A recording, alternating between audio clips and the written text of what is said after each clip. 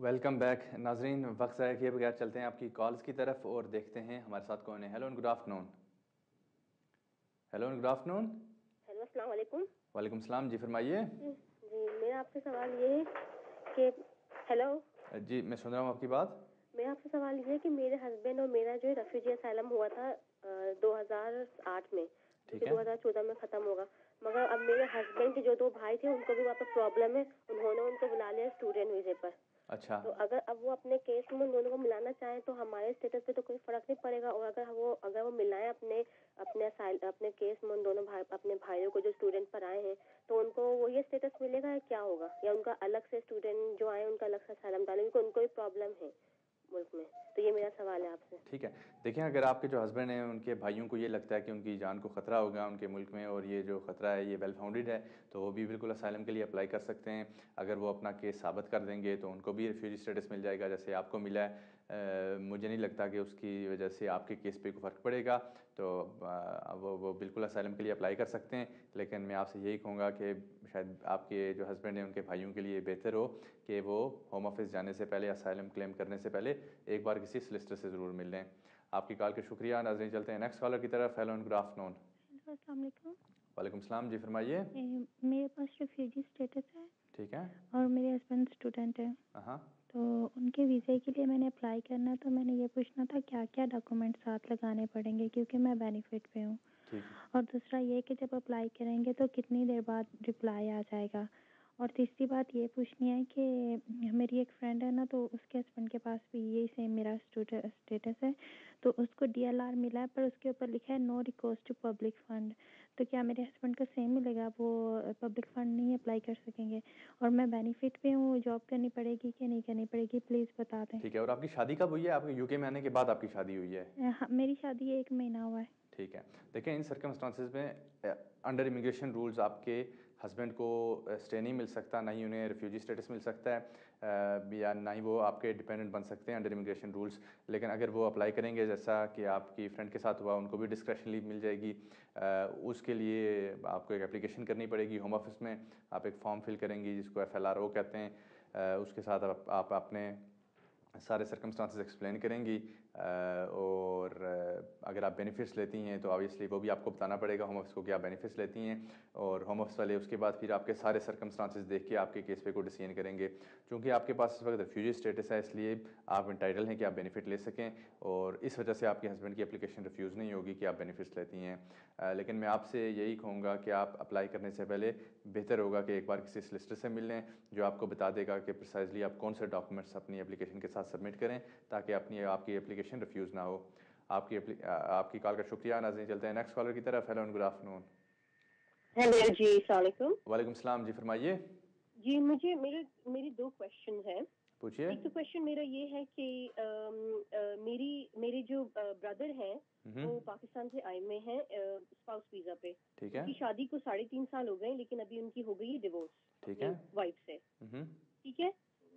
2008 से लेके अभी तक उनको आए हुए 3.5 years हो गए और उनकी डिवोर्स हो गई है। और अब वो नेचुरलाइजेशन के लिए अप्लाई करना चाहते हैं। तो क्या वो अभी नेचुरलाइजेशन के लिए अप्लाई कर सकते हैं? एक तो ये रीजन है, उनकी डिवोर्स हो चुकी है। ठीक है। एक तो ये क्वेश्चन है। मेरा दूसरा क्वेश्चन ये कि अगर वो 5 years की कैटेगरी में जाते हैं तो द इशू इज कि उनकी जॉब का नेचर ऐसा है that he travels a lot. वो हर वक्त जो है वो उनको बाहर का ट्रैवल, क्योंकि उनका एक्सपोर्ट कंपनी में वो काम करते हैं और वो सेल्फ एम्प्लॉयड हैं, तो वो उनको ट्रैवल बहुत ज्यादा करना पड़ता है। तो ये जो इनकी एक कंडीशन है, इनकी जो कंडीशन है 5 years के अंदर कि लास्ट आपके जो 2-3 साल है उसमें आपके सर्टेन डेज कंट्री के अंदर आपको होना है, वो आप मुझे बताइए कि उसमें वो होम ऑफिस उनको क्या लीव देगा, बिकॉज दैट्स हिज जॉब। ठीक है, मैं आपकी बात समझ गया। देखिए, मुझे लगता है कि आपके जो भाई हैं उनके पास इस वक्त इंडेफिनिट है। अगर कानून ये कहता है किसी को शादी की बेस पे इंडेफिनिट मिलता है और शादी उसकी चलती है, तो जैसे उसको यूके में 3 साल पूरे हों वो नेशनलिटी के लिए अप्लाई कर सकता है। लेकिन चूँकि आपने मुझे बताया कि आपके हस्बैंड की शादी अब सबसिस्टिंग नहीं रही, उनकी डिवोर्स हो चुकी है, इसलिए वो अभी नेशनलिटी के लिए अप्लाई नहीं कर सकते। उनको जब यूके में 5 साल पूरे होंगे तभी वो नेशनलिटी के लिए अप्लाई कर सकेंगे। अब नेशनलिटी के लिए अगर कोई 5 साल की बेस पे अप्लाई करता है तो उसकी बेसिक रिक्वायरमेंट ये है कि उसे ये डेमोन्स्ट्रेट करना पड़ता है कि इन 5 सालों के दौरान वो इन टोटल 450 डेज से ज़्यादा यूके से बाहर नहीं रहा और आखिरी साल के दौरान वो 90 डेज से ज़्यादा यूके से बाहर नहीं रहा। ये बिल्कुल स्ट्रिक्ट किस्म की रिक्वायरमेंट है नेशनलिटी के लिए। अगर आप ये रिक्वायरमेंट पूरी नहीं करते तो आपकी एप्लीकेशन रिफ्यूज़ हो जाएगी। अब अगर आपके जो भाई हैं वो ट्रैवल करते हैं बाहर, उनको ट्रैवल करने में कोई प्रॉब्लम नहीं है, ना ही उन्हें आने में कोई प्रॉब्लम है, क्योंकि उनके पास इंडेफिनिट है, वो इंटाइटल हैं कि किसी भी वक्त यूके में आ सकते हैं, रह सकते हैं, यहाँ ट्रैवल कर सकते हैं। उन्हें ट्रैवल करने में कोई प्रॉब्लम नहीं है, यहाँ रहने में भी कोई प्रॉब्लम नहीं है, काम करने में भी कोई प्रॉब्लम नहीं है। लेकिन नेशनलिटी उनको तब तक नहीं मिलेगी जब तक ये वो नेशनलिटी की रिक्वायरमेंट्स पूरी नहीं करेंगे। तो अगर वो 5 साल बाद नेशनलिटी के लिए अप्लाई करते हैं और 5 सालों के दौरान वो इन टोटल 450 डेज से ज़्यादा यूके से बाहर रहते हैं तो फिर उनको नेशनलिटी नहीं मिलेगी। आपकी कॉल का शुक्रिया। नाज़रीन चलते हैं नेक्स्ट कॉलर की तरफ। Hello and good afternoon. अस्सलाम वालेकुम जी। वालेकुम सलाम जी, फरमाइए। मलिक भाई, मैं थोड़ा 2 क्वेश्चन हैं। जो नंबर 1 ये है, मेरे पास स्पाउस वीज़ा है, तो 2-3 वीक बाद जो है इंशाल्लाह मैं अप्लाई करूँगा। मैं भी पार्ट टाइम जॉब कर रहा हूँ, मेरे मिसेज भी पार्ट टाइम जॉब कर रही है। ठीक है। और मतलब कि उसके लिए क्या क्या पेपर जो है ना ले जाना पड़ेगा। नंबर 2 ये है कि मैं मतलब कि इंशाल्लाह जब इंडेफिनिट मिल जाए मैं अपने भाई को स्पॉन्सर करना चाहता हूँ, मैं और मेरे मिसेज। तो जो स्पॉन्सर होता है वो ज्वाइंट कर सकते हैं। मेरा जो घर है वो कैश है, तो जो पार्ट टाइम मैं भी कर रहा हूँ, मेरे मिसेज भी पार्ट टाइम कर रहे हैं, तो उस पर स्पॉन्सर कर सकता हूँ अपने भाई को। ठीक है। देखें, जहाँ तक आपके पहले सवाल का ताल्लुक है, तो आप जब इंडेफिनिट के लिए अप्लाई करेंगे आपको ये इस्टेब्लिश करना पड़ेगा कि आपकी शादी है वो सब्सिस्टिंग है। आपकी इंटेंशन दोनों की यही है कि आप दोनों एक दूसरे के साथ as a husband and wife रहेंगे। इसके लिए आपको 2 साल का एविडेंस सबमिट करना पड़ेगा जिससे ये बात साबित हो कि आप दोनों 2 साल तक आप एक दूसरे के साथ ही एक ही घर में रहें। इसके लिए आपको अपनी बैंक स्टेटमेंट्स, कोई यूटिलिटी बिल्स या कोई और ऐसी कॉरस्पॉन्डेंस जो आपके नाम पे आई हो वो सबमिट करनी पड़ेगी। दूसरी बड़ी रिक्वायरमेंट ये आपको ये डेमोन्स्ट्रेट करना पड़ेगा कि आप और आपके जो डिपेंडेंट्स हैं वो अपने यहाँ यूके में अपने आप को पब्लिक फंड्स लिए मेंटेन और अकोमोडेट कर सकते हैं। इसके लिए आपको और आपकी वाइफ को अपने फाइनेंसेस का, अपने काम का, अपनी इनकम का एविडेंस देना पड़ेगा और साथ साथ अपनी अकोमोडेशन का भी एविडेंस देना पड़ेगा। अगर आपका अपना घर है तो उसकी टाइटल डीड या मॉर्गेज स्टेटमेंट्स आपको देनी पड़ेंगी। अगर आप रेंट पे रह रहे हैं तो उसके लिए आपको टेनेंसी एग्रीमेंट देना पड़ेगा। और जो तीसरी अहम रिक्वायरमेंट है वो ये है कि आपने life in UK test pass किया हो। तो इसका मतलब ये हुआ कि आपको अपनी एप्लीकेशन के साथ जो life in UK test pass certificate है वो भी सबमिट करना पड़ेगा। अगर ये 3 बुनियादी बेसिक रिक्वायरमेंट्स हैं, अगर आप ये रिक्वायरमेंट्स पूरी करते हैं तो आपको इंडेफिनिट मिल जाएगा, अनलेस के कोई एडवर्स सर्कमस्टांसेस हुए, जैसे आपकी क्रिमिनल कन्विक्शन वगैरह हुई, फिर आपकी एप्लीकेशन रिफ्यूज़ हो जाएगी। वरना अगर आप ये रिक्वायरमेंट्स पूरी करते हैं तो आपको इंडेफिनिट मिल जाएगा। जहाँ तक इस बात का ताल्लुक है कि आप अपने भाई को स्पॉन्सर कर सकते हैं या नहीं कर सकते, आप बिल्कुल कर सकते हैं, उसमें कोई प्रॉब्लम नहीं है। अगर आपके भाई यहाँ विज़िट के लिए आना चाहते हैं तो आप बिल्कुल उनको स्पॉन्सर कर सकते हैं। आप एक ये डिक्लेरेशन देंगे कि आप रिस्पॉन्सिबल होंगे अपने भाई की मेंटेनेंस अकोमोडेशन के लिए जब वो यूके में आएगा।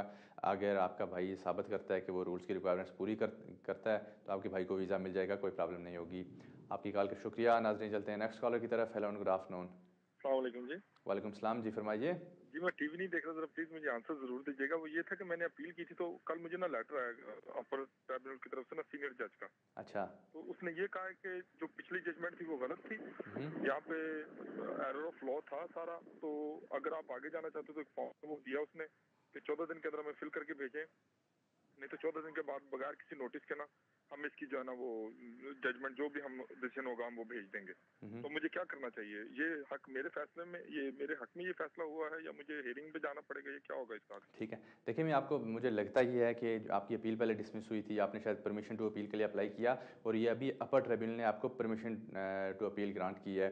इसका मतलब ये होगा कि आपको शायद अपर ट्रिब्यूनल ने क्वेश्चन भेजा, हुआ फिल करके भेजेंगे दोबारा अपर ट्रिब्यूनल को, और उसके बाद आप अपर ट्रिब्यूनल आपके केस की एक हियरिंग फिक्स कर देगा। उस हियरिंग पे फिर अपर ट्रिब्यूनल ये डिसाइड करेगा कि जो पहला जज था उसने सही डिसीजन किया था या नहीं किया था, और अगर उसका डिसीजन गलत था तो फिर सही डिसीजन क्या होगा।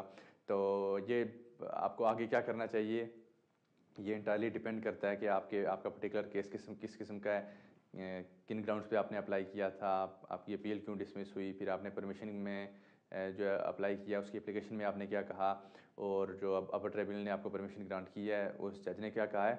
आपके लिए शायद बेहतर ये हो कि अपना सारा पेपर वर्क लेके किसी सॉलिसिटर के पास चले जाएं, वो आपको आपका पेपर वर्क देख के आपको बताएगा कि आपके बेस्ट इंटरेस्ट में क्या और आपको आगे क्या करना चाहिए। आपकी कॉल का शुक्रिया। नाज़रीन चलते हैं नेक्स्ट कॉलर की तरफ। Hello and good afternoon. अस्सलाम वालेकुम। वालेकुम सलाम जी, फरमाइए। हाँ जी, दरअसल मेरा सवाल ये था कि मैं नॉन ये फैमिली मेंबर हूँ। ठीक है। मेरी शादी को 3 साल हो गए और मुझे वीज़ा मिले हुए 2 साल हो गए। ठीक है।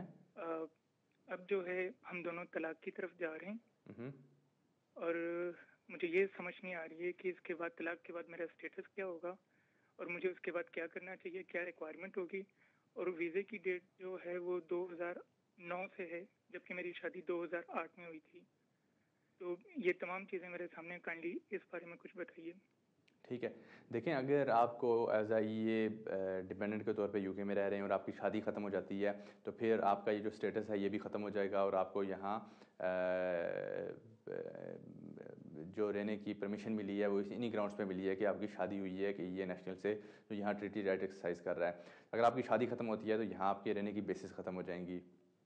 अलबत्ता एक रेगुलेशन ऐसा है जो ये कहता है कि अगर आपकी शादी 3 साल चलती है और 3 साल के बाद ऐसे टूट जाती है कि रिकन्सिलिएशन की कोई सूरत नहीं रहती यानी डिवोर्स हो जाती है तो इन सर्कमस्टांसेस में आप परमानेंट रेजिडेंसी के लिए अप्लाई कर सकते हैं। अब आप उसमें क्वालिफाई करते हैं या नहीं करते इसके लिए आपको किसी सॉलिसिटर के पास जाना पड़ेगा। आपकी पूरी बात सुनेगा, आपके सारे सर्कमस्टांसेस देख के आपको एडवाइस करेगा कि आपको अप्लाई किस रेगुलेशन के तहत कौन सी एप्लीकेशन करनी चाहिए या आपको डिस्क्रिप्शन लीव के लिए अप्लाई करना चाहिए। तो आपके लिए बेहतर ये है कि आप किसी सॉलिसिटर से इस बारे में जाके बात करें जो आपके पूरे सर्कमस्टांसेस देख के आपको बताएगा कि आपके बेस्ट इंटरेस्ट में क्या है। आपकी कॉल का शुक्रिया। नाज़रीन चलते हैं नेक्स्ट कॉलर की तरफ। Hello and good afternoon.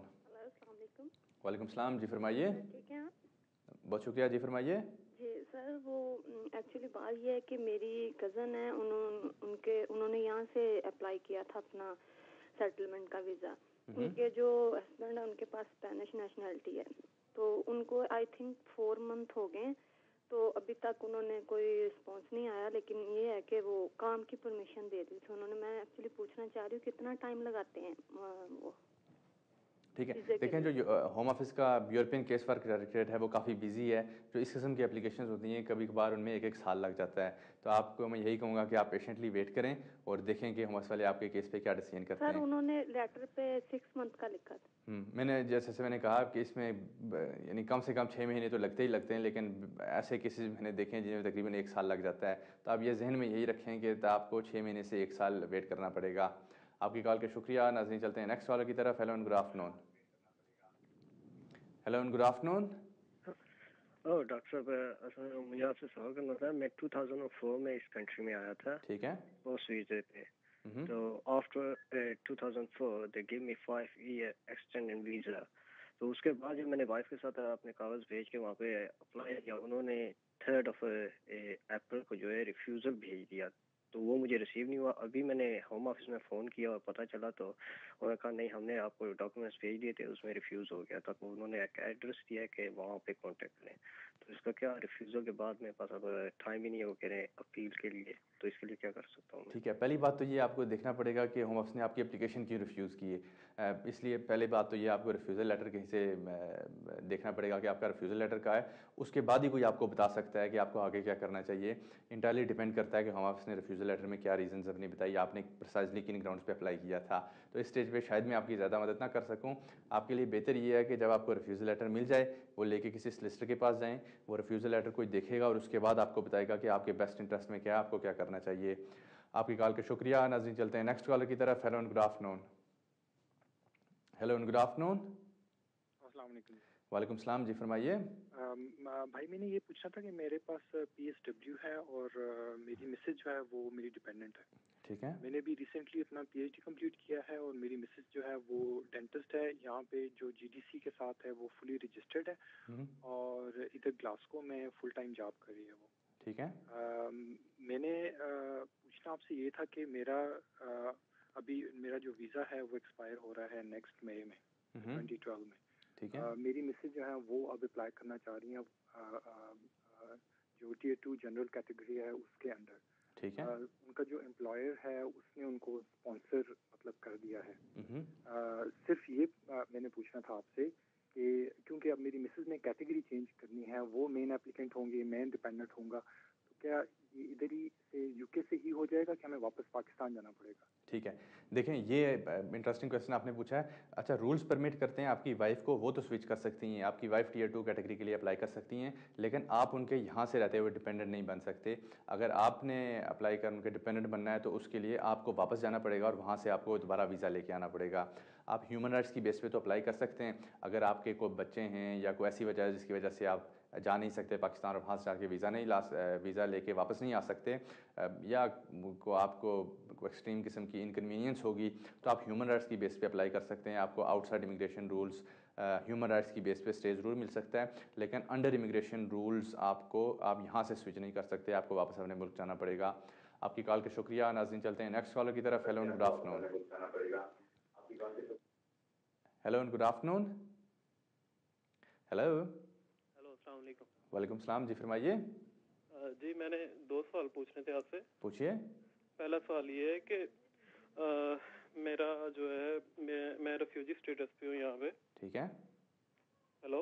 हाँ मैं सुन रहा हूँ आपकी बात। ठीक है जी, तो मैं जून 2007 में इस मुल्क में एंटर हुआ था और नवंबर 2007 को मुझे रेफ्यूजी स्टेटस मिला था। ठीक है। तो मैं पूछना ये चाह रहा हूँ कि मैं 5 साल पूरे करने जब से मैं यहाँ इस कंट्री में एंटर हुआ हूँ तब से मेरा 5 साल काउंट होंगे, मतलब मैं इंडेफिनेट जो अप्लाई करूँगा वो जून में करूँगा या नवंबर में करूँगा 2012? ठीक है। नहीं, इसमें कानून ये कहता है कि जब आपको रेफ्यूजी स्टेटस पे आपको 5 साल पूरे हों तब आप अप्लाई कर सकते हैं इंडेफिनेट के लिए। तो जिस डेट को आपको रेफ्यूजी स्टेटस मिला था आप उस डेट से काउंट करना शुरू करें। जब आपके 5 साल पूरे हों तब आप इंडेफिनेट के लिए अप्लाई करें। आपकी कॉल का शुक्रिया। नाज़रीन चलते हैं नेक्स्ट कॉलर की तरफ। Hello and good afternoon. Hello good afternoon जी। जी फरमाइए। जी मलिक साहब, एक्चुअली मैं आपसे एडवाइस लेनी थी। एक मैं यहाँ इलीगली रह रहा हूँ इंग्लैंड में, नियरली 6-7 ईयर हो गए हैं। ठीक है। तो अभी मैंने एक लड़की से इधर मैरिज करने के बारे में सोच रहा था, क्योंकि हमने एक्चुअली इंडियन मैरिज की है, इधर रजिस्टर्ड मैरिज नहीं की। हमारे अभी एक बेबी भी हुआ है। अच्छा। उसके लिए हमें क्या करना चाहिए? वो यहाँ की ब्रिटिश है और उसका डिवोर्स हुआ है। आपकी क्या नेशनलिटी है? रह रहा हूँ मैं तो अभी मेरे पास यहाँ कोई नेशनलिटी कुछ नहीं है। ठीक है। देखिए, अगर आप ये अप्लाई करना चाहते हैं होम ऑफिस में तो आप अपने ह्यूमन राइट्स की बेस पे अप्लाई कर सकते हैं।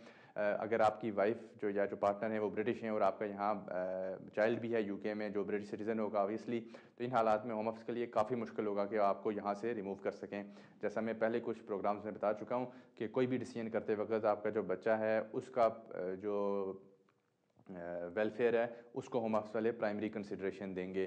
तो आप अप्लाई कर सकते हैं ह्यूमन राइट्स की बेस पे बिल्कुल, और इस बात के अच्छे चांसेस हैं कि आपको यहाँ से स्टे मिल जाएगा। लेकिन आपके लिए शायद बेहतर ये हो कि आप किसी सोलिसिटर के पास जाएँ और उसको इंस्ट्रक्ट करें कि वो आपके बिहाफ पे अप्लाई करे। आपकी कॉल का शुक्रिया। नाज़रीन चलते हैं नेक्स्ट कॉलर की तरफ। Hello and good afternoon. Assalamu alaikum, a very good afternoon to you. वालेकुम सलाम, जी फरमाइए। My question is that I am about to apply for my indefinite leave to remain. Okay. I have 2 children who are born in UK while I was within the UK. Question is that should I apply indefinite leave to remain along with them, or I should go along with my wife to apply, for indefinite leave to remain, and then apply for registration for my children? That's the first one. The second question is that I've got 6 points on my driving license. Yes. For driving without insurance. Okay. I have no conviction, but should that be considered as a conviction? I had a spot fine for £200 and for 6 points. Okay. So impact on my application for naturalization, I'll be very thankful to you if you can put some light on. Okay. Can you tell me on which basis you're going to apply for indefinite leave to remain? I'm in this country over 10 years. Okay. But I'll apply for as a work permit holder. Okay. Yes. Now, so far as your first question is concerned, it's entirely up to you. You can make an application for indefinite leave to remain for yourself. Once you got indefinite leave to remain, then your children can apply for registration. If they were born in this country, then it would be straightforward for them to register as a British citizen, and then they can get their passports. So far as your second question is concerned, you have to declare this in your application, but I believe that it shouldn't cause any problem so far as your application is concerned. So you should declare it. There shouldn't be any problem. Thank you for your call. नाज़रीन चलते हैं next caller की तरफ। Hello and good afternoon.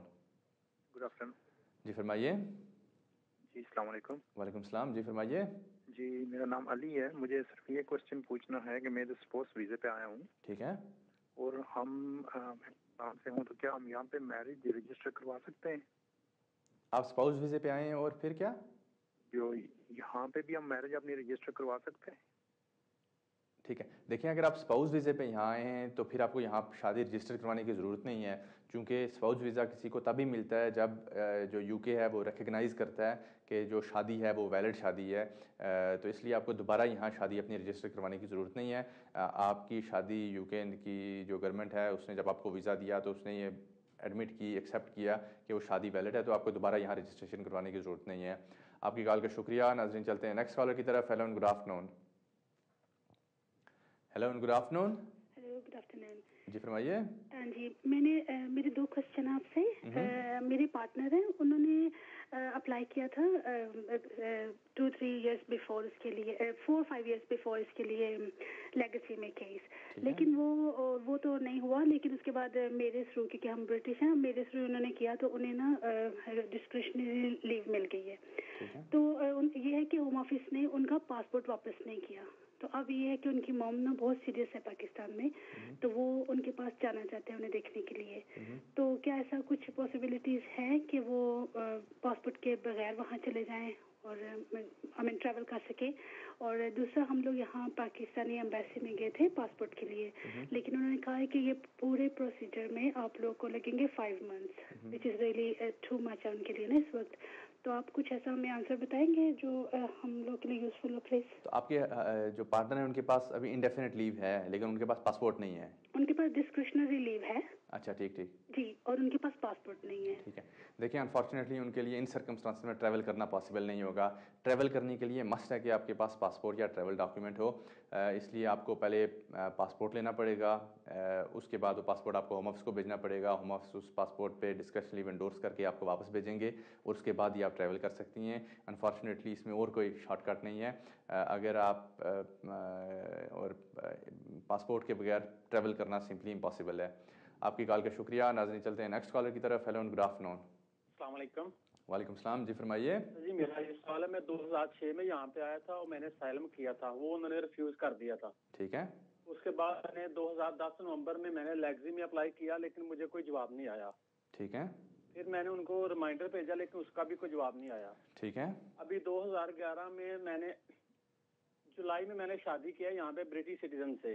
ठीक है।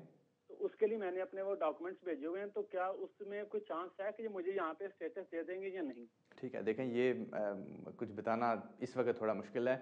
ये entirely depend करता है कि आपके पर्टिकुलर सर्कमस्टांसिस कैसे हैं। जो अभी आपने लेटेस्ट एप्लीकेशन होम ऑफिस में की, उसमें आपने प्रिसाइजली क्या बात बताई, यहाँ आपके किस किस्म के कनेक्शंस हैं, कोई क्लोज रिलेटिव्स फ्रेंड्स आपके यहाँ हैं या नहीं है, आपने काम किया या नहीं किया, क्या वजह है कि आप अपने मुल्क वापस नहीं जा सकते। तो जब तक किसी को ये पूरी इन्फॉर्मेशन नहीं होगी, कोई आपको नहीं बता सकेगा कि जो अभी आपने एप्लीकेशन की है उसमें आपको स्टे मिलेगा या नहीं मिलेगा।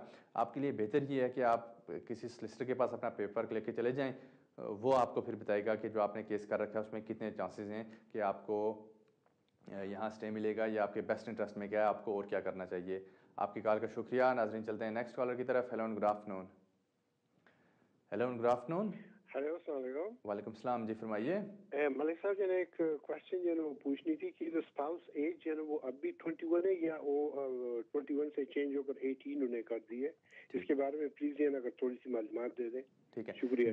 देखें बिल्कुल होम जैसे मैंने आपको पिछले प्रोग्राम में भी आपसे बात शेयर की थी, एक रूल होम ऑफिस ने इंट्रोड्यूस किया था जो ये कहता था कि अगर कोई स्पाउस वीज़े के लिए अप्लाई करता है तो उसके लिए लाजमी है कि हस्बैंड और वाइफ दोनों की उम्र 21 साल से ज़्यादा होनी चाहिए। इस बारे में सुप्रीम कोर्ट ने लास्ट वीक एक जजमेंट दी थी जिसमें ये कहा था कि जो रूल है ये अनलॉफुल है, ये ह्यूमन राइट्स वायलेट करता है। और इस जजमेंट का इफेक्ट यही है कि ये रूल अब इन इफेक्ट ये ख़त्म हो गया है। अब होम ऑफिस के लिए ये पॉसिबल नहीं है कि वो कोई भी एप्लीकेशन इन ग्राउंड्स पे रिफ्यूज़ करें कि जो हस्बैंड और वाइफ हैं उनमें से किसी एक की उम्र 21 साल से कम है। तो अगर किसी की उम्र 18, अगर हस्बैंड और वाइफ दोनों की उम्र 18 साल से ज़्यादा है और वो रूल्स की बाकी रिक्वायरमेंट्स पूरी करते हैं तो उनको वीज़ा मिल जाएगा, उन्हें कोई प्रॉब्लम नहीं होगी। आपकी कॉल का शुक्रिया। नाज़रीन चलते हैं नेक्स्ट कॉलर की तरफ। Hello and good afternoon. Hello and good afternoon. Hello and good afternoon. Hello जी फरमाइए। हेलो, अस्सलाम वालेकुम। वालेकुम सलाम। हेलो, मैंने ये पूछना था कि ये अभी मैंने तो वो पता नहीं चला कि वो 21 का जो एज था वो अभी चेंज हो गया है, बैक टू 18 हो गया है, ये सवाल है मेरा जी। ये मैंने बिल्कुल अभी इसका जवाब दिया है कि सुप्रीम कोर्ट की जो जजमेंट आई है लेटेस्ट, उसका इफेक्ट यही है कि अब होम ऑफिस के लिए पॉसिबल नहीं रहा कि कोई एप्लीकेशन इन ग्राउंड्स पे रिफ्यूज़ करेंगे किसी की उम्र 21 साल से कम है। तो अगर कोई रूल्स की बाकी रिक्वायरमेंट्स पूरी करता है तो उसको वीज़ा मिल जाएगा। आपकी कॉल का शुक्रिया। नाज़रीन चलते हैं नेक्स्ट कॉलर की तरफ। Hello and good afternoon. वालेकुम सलाम जी, फरमाइए। सर मैंने अप्लाई किया था स्पोर्ट्स वीज़े के लिए 2010 में। ठीक है। तो मेरी ये सेकंड मैरिज थी, तो उन्होंने रिफ्यूज़ किया था। फिर मैंने यहाँ जो है ना वो अपील की थी। ठीक है। अपील उन्होंने अलाउड कर दी थी मार्च में इस ये साल में। ठीक है। तो फिर उन्होंने लेटर भेजा कि आप अपना पासपोर्ट जमा कराएं। ठीक है। तो मैंने पाकिस्तान जाके पासपोर्ट दोबारा जमा कराया, उसका वो लेटर भी साथ लेके। लेकिन फिर इधर उन्होंने कहा कि आपकी जो है ना वो इमिग्रेशन वालों ने जो है ना दोबारा अपील कर दिया उस डिसीजन के खिलाफ। ठीक है। तो अब आप मुझे कोई इसमें रोशनी डाल सकते हैं? देखें, कुछ कहना थोड़ा मुश्किल है। मुझे लगता है कि आपकी अपील अलाउ हुई, लेकिन होम ऑफिस ने उस डिसीजन के अगेंस्ट शायद परमिशन टू अपील के लिए अप्लाई किया, या शायद उन्हें मिल गई, उस वक्त उनकी अपील पेंडिंग है। तो इस कानून ये कहता है कि अगर एक पार्टी सक्सेसफुल होती है अपील में और दूसरी पार्टी अपील कर देती है तो वो जो डिसीजन है उस पर ऑटोमेटिकली एक स्टे हो जाता है। तो जब तक कि अपील का कोई फाइनल डिसीजन नहीं आता तब तक उस जो इनिशियल डिसीजन होता है उससे कोई फ़ायदा नहीं उठा सकता। इसलिए अगर होम ऑफिस ने उस डिसीजन के अगेंस्ट अपील कर रखी है तो जब तक उस अपील का डिसीजन नहीं होता तब तक आपको वीज़ा नहीं मिलेगा। अब उस अपील का डिसीजन क्या होगा ये इंटायरली डिपेंड करता है कि आपकी अपील किन ग्राउंड्स पे अपील अलाउ हुई थी। होम ऑफिस ने होम ऑफिस अब क्या आर्ग्यू कर रहा है और आप क्या आर्ग्यू करेंगे। तो अगर कोई सोलिसिटर आपके केस से डील कर रहा है तो वो इस बारे में आपको बेहतर बता सकता है कि जो होम ऑफिस ने अपील कर रखी है उसके कितने चांसेस हैं कि वो सक्सेसफुल होगी। आपकी कॉल का शुक्रिया। नाज़रीन चलते हैं नेक्स्ट कॉलर की तरफ। Hello and good afternoon. जी, मेरा सवाल है कि मेरा करंट स्टेटस जो है वो PSW डिपेंडेंट है। ठीक है। मेरे हस्बैंड को अभी इंडेफिनिट स्टे मिला है, अब उन पर वीज़ा चेंज कराना है। मैंने मुझे यहाँ आए हुए 1 साल हुआ है और मैंने पाकिस्तान से इंग्लिश लिटरेचर में मास्टर्स किया है।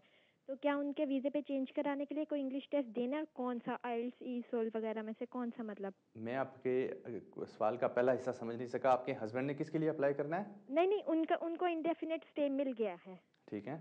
हाँ जी, और अब मैंने अपना जो PSW डिपेंडेंट था ना मेरा, अब मैंने उन पे चेंज कराना है अपना स्टेटस। ठीक है। तो मैंने MA इंग्लिश किया हुआ है पाकिस्तान से। ठीक। देखिए, अगर आपने पाकिस्तान से MA इंग्लिश किया है तो अनफॉर्चुनेटली उसका आपको कोई ज़्यादा फ़ायदा नहीं होगा। आपको दोबारा एक इंग्लिश लैंग्वेज का एक टेस्ट है वो पास करना पड़ेगा।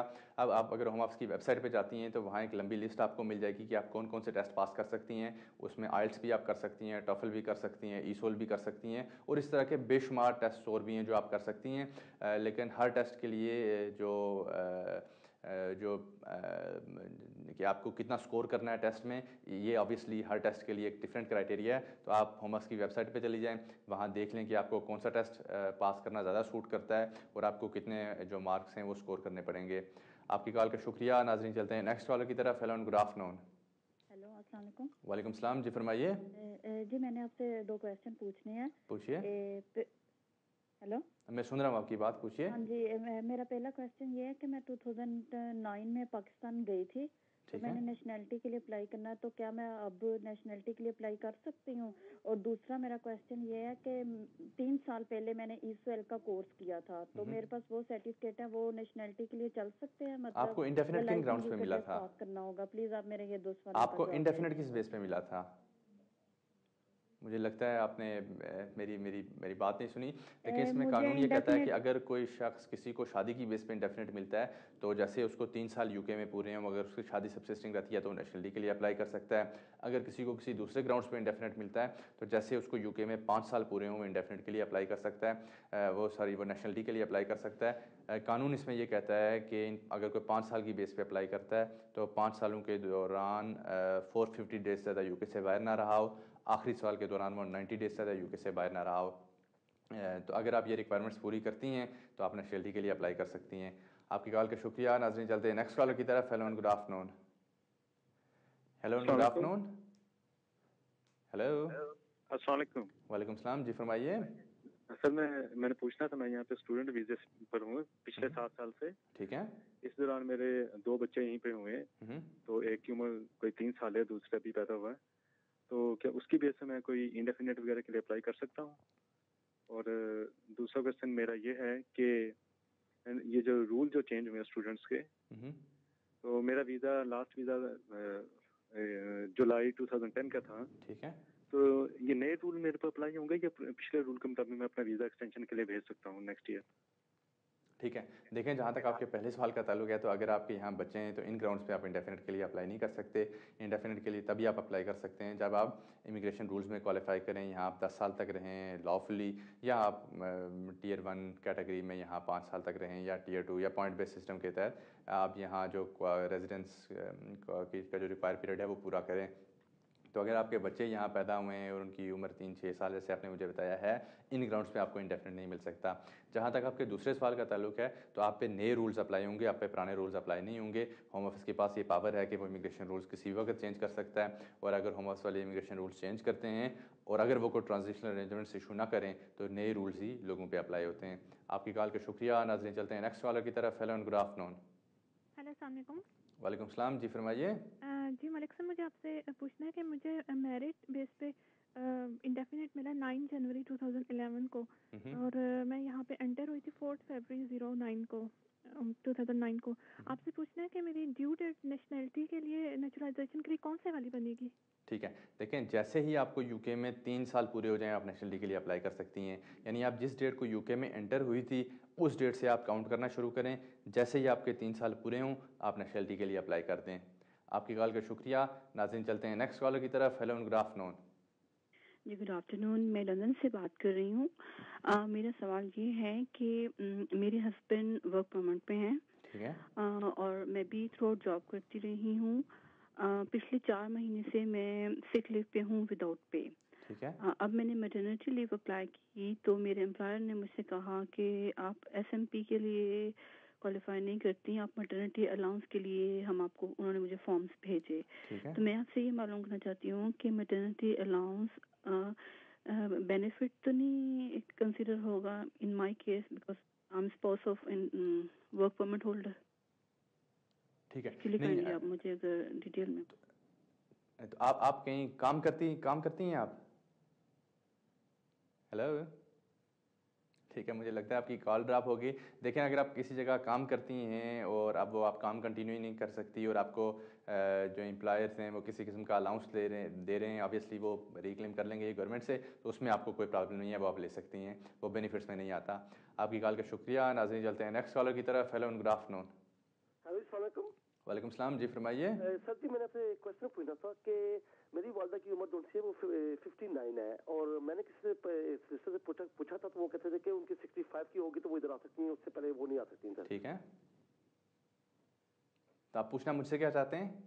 सर जी, मैंने आपसे ये पूछना है कि मेरी जो वालदा है पाकिस्तान से, वो इधर 65 के बाद आएंगी कि या 59, बिकॉज वो उनको हॉलिडे का वीजा लगा हुआ है ऑलरेडी, लेकिन उनको इंडेफिनेट का हमने अप्लाई करना है, लाइक सेटलमेंट का वीजा उनको अप्लाई करना है।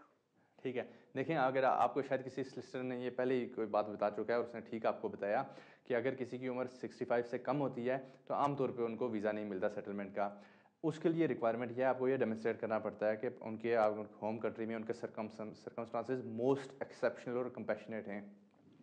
अगर आप समझते हैं कि आपकी मदर के सर्कमस्टांसेस मोस्ट एक्सेप्शनल और कंपैशनेट हैं, फिर तो आप अभी अप्लाई कर सकते हैं। लेकिन अगर उनके सर्कमस्टांसेस ऐसे नहीं हैं तो फिर आप 65 के बाद अप्लाई करें, उस वक्त अप्लाई करें जब वो 65 से ज़्यादा उनकी उम्र हो जाए। इसमें कुछ और रिक्वायरमेंट्स भी हैं, वो ये है आपको ये डेमोन्स्ट्रेट करना पड़ता है ऑब्वियसली कि वो आपकी मदर हैं। दूसरी बात ये कि उनके अपने मुल्क में ऐसा कोई रिलेटिव नहीं है जिनसे वो फाइनेंशियल सपोर्ट ले सकें। तीसरी ये कि वो होली या मेनली आप पे फाइनेंशियली डिपेंडेंट हों। और चौथी ये कि आपके पास इतने फ़ंड्स हों कि आप उनको और अपने डिपेंडेंट्स अगर आपके कुछ हो रहे हैं उनको यहाँ यूके में पब्लिक फ़ंड्स लिए मेंटेन और अकोमोडेट कर सकें। आपकी कॉल का शुक्रिया। नाज़रीन, चलते हैं नेक्स्ट कॉलर की तरफ। Hello and good afternoon. Hello अस्सलाम वालेकुम। वालेकुम सलाम जी, फरमाइए। मेरे बुगी उम्र 60 है, मैंने जो है ना विजिटर के लिए बुलाना है, उसके लिए पाकिस्तान में क्या रिक्वायरमेंट होगी है? देखिए, अगर वो यहाँ विजिट वीज़े पे आना चाहते हैं तो सबसे पहले उन्हें ये डेमोन्स्ट्रेट करना पड़ेगा कि वो एक जेन्युइन विजिटर हैं, वो यहाँ सिर्फ 6 महीने या उससे कम अरसे के लिए आ रहे हैं और यहाँ से वो वापस चले जाएंगे। इसके लिए उनको अपने सर्कमस्टांसेस सारे बताने पड़ेंगे कि वहाँ पाकिस्तान से अगर वो अप्लाई कर रहे हैं, वहाँ उनके किस किस्म के कनेक्शंस हैं, वहाँ वो क्या कर रहे हैं, क्या वजह है, क्या इंसेंटिव, क्या मोटिव उनके पास है कि वो वापस चले जाएंगे, वो यहाँ आना क्यों चाहते हैं, क्या वो सिर्फ आपको विज़िट करने के लिए आना चाहते हैं, यहाँ कितने अर्सा रहेंगे। तो ये सारी बात उनको एक्सप्लेन करनी पड़ेगी। जो दूसरी बड़ी रिक्वायरमेंट है वो ये है कि उन्हें ये डेमोन्स्ट्रेट करना पड़ेगा कि उसके बाद उनके पास इतने फ़ंड्स हैं कि वो अपने सफ़र का ख़र्चा बर्दाश्त कर सकते हैं और यहाँ वो यूके में अपने आप को पब्लिक फ़ंड्स लिए बगैर मेंटेन और अकोमोडेट कर सकते हैं। इसके लिए अगर उनके पास अपने फ़ंड्स मौजूद हैं तो अपने फ़ंड्स पर रिलाई कर सकते हैं, अगर उनके पास अपने फ़ंड्स नहीं हैं तो आप उनको स्पॉन्सर कर सकते हैं। आप ये अंडरटेकिंग दे सकते हैं कि जब वो यूके में आएंगे तो आप रिस्पॉन्सिबल होंगे उनकी मेंटेनेंस अकोमोडेशन के लिए और आप उनके सफ़र का ख़र्चा भी बर्दाश्त करेंगे। इसके लिए आपको एक स्पॉन्सर लेटर उनको भेजना पड़ेगा जो आप किसी भी सॉलिसिटर से ले सकते हैं। आपकी कॉल का शुक्रिया। नाज़रीन, हमारा और आपका साथ यहीं तक का था। प्रोग्राम का वक्त अब ख़त्म होने को है। जो लोग फ़ोन करने की कोशिश करते रहे और जिनसे बात नहीं हो सकी उनसे माजरत। मैं कोशिश करूँगा कि नेक्स्ट संडे को आपकी ज़्यादा से ज़्यादा टेलीफोन कॉल दे सकूँ। तब तक के लिए अपना बहुत ख्याल रखिएगा। Goodbye and all the best.